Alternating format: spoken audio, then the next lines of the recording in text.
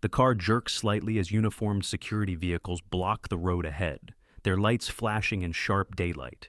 Brake pressure tightens the silence. Inside the car, breath pauses. This isn't on the schedule. This isn't supposed to happen. In the back seat, the billionaire leans forward just a little. His mouth curves into something close to a smile. This is the moment he's been waiting for. The moment where pressure squeezes truth out of a person. He looks at the reflection in the rearview mirror, waiting to see panic bloom. But the man behind the wheel doesn't panic. His hands remain steady, fingers resting naturally on worn leather. His eyes don't dart or widen. Instead, they soften, focusing, like someone who has seen worse than flashing lights and closed roads. The engine idles calmly, as if it trusts him. The city hums around them. Glass buildings stand tall, careless witnesses. Daylight bounces off wet asphalt, turning the road into a mirror of broken skies. Somewhere behind the blockade, horns complain. Time feels expensive here. This drive was meant to be simple, too simple. The billionaire had ordered last-minute changes, confusing turns, deliberate misdirections. A harmless joke, he called it. A way to see what kind of man he hired. A way to remind himself that control always belonged to him. The driver knows this without knowing it. He feels the weight of eyes on his back, the expectation of failure pressing against the seat. He's felt it before, in rooms where his presence was questioned before his ability, in moments where silence was mistaken for lack. He signals smoothly and eases the car forward, not toward the blockade, but away from it. A narrow service road opens like a memory, not marked, not popular, forgotten. The executives in the back exchange looks. This wasn't part of the joke. The billionaire straightens, his smile thins. The driver guides the car with quiet certainty, as if the road itself is whispering directions only he can hear. There's no rush in him, no need to prove anything. The city has taught him patterns, which streets breathe at noon, which corners close when watched, which shortcuts belong to those who pay attention instead of demanding answers. Images move through him like reflexes. Early mornings when buses didn't come, long walks through industrial roads, learning cities not through screens, but through survival. He learned quickly that getting lost was a luxury he couldn't afford. The car slips back into open traffic. The blockade fades behind them like a mistake someone else made. Inside, the air shifts. What was playful now feels uncertain. The billionaire watches the mirror again, but this time differently. He isn't looking for fear. He's looking for explanation. He won't find one. The driver's face holds no victory, no pride, only focus, only work. They arrive at the destination gates earlier than expected. The clock confirms it. Security opens without question. The building ahead reflects the sun like a verdict. The billionaire leans back slowly. The joke didn't land where he wanted it to. Something has tilted, not loudly, not publicly, but enough to make him uncomfortable. He thought tests revealed weakness. He never considered they might reveal his own. And as the driver cuts the engine, calm as ever, the billionaire realizes this was only the beginning, because once you test a man, the elevator doors haven't even closed yet, and the billionaire's certainty is already restless. What was meant to be control now feels like resistance under the surface, unseen, unanswered. Above them, time ticks. Below them, the car waits like a witness that remembers too much. The joke doesn't end. It evolves. Schedules compress without warning. Locations change twice in 1 hour. Routes are quietly altered. Appointments stack so tightly they almost touch. Pressure is layered carefully, the way only someone used to power knows how to layer it. Not loud, not obvious, just enough to see who bends.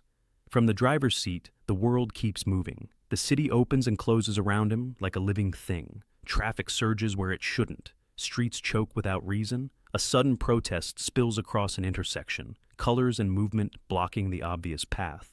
The billionaire expects hesitation now, missed timing, a crack.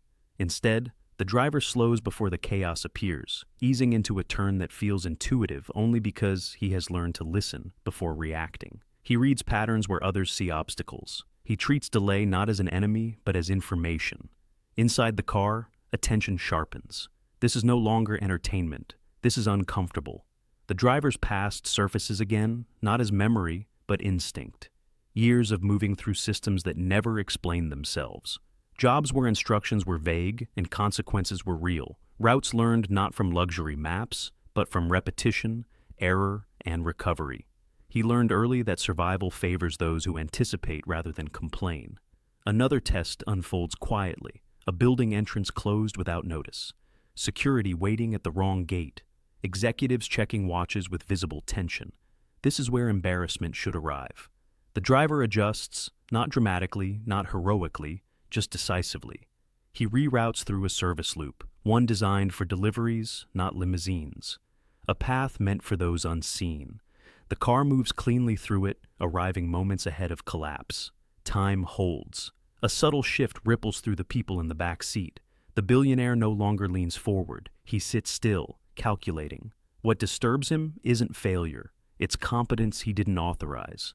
The driver remains unchanged. No glance backward, no need for approval. His world narrows to distance, turn radius, timing. Control, for him, was never about domination. It was about precision. The city keeps testing both men differently. Midday heat rises, reflecting off concrete and glass. Traffic snarls into gridlock ahead, unavoidable this time. The billionaire waits, almost hoping. If pressure can't break him, maybe inevitability will. The driver notices a pattern others don't, a temporary opening, a lane that breathes for seconds at a time. He waits, counts, then moves, threading the car through like a needle finding fabric. Not fast, not reckless, exact. They arrive again, on time again. Now the silence is loud. The billionaire understands something he's been avoiding. This isn't luck, and it isn't obedience. The man driving isn't reacting to the test, he's operating outside it, playing a different game altogether. For the first time in years, the billionaire feels watched without being seen. Because somewhere between traffic lights and closed gates, power has begun to quietly change hands, and he doesn't yet know how far that change will go. The boardroom is quiet, almost painfully so. The executives have taken their seats, polished shoes tapping lightly on marble floors. Phones are checked and checked again. Every second stretches. The billionaire sits at the head of the table, but his usual air of command feels lighter, uncertain, as if someone has shifted the weight of expectation onto him. Outside, sunlight filters through towering glass walls, scattering patterns across the polished table. A car door clicks in the distance. Steady, calm. He watches the driver step out, and something in the room shifts without sound. It is not announcement, it is recognition. Not applause, but inevitability. The driver walks toward the building with measured steps, the rhythm of someone who has mastered patience and observation, who has earned every inch of movement by noticing what others overlook. He carries nothing but himself, no arrogance, no celebration, just presence. The billionaire studies him.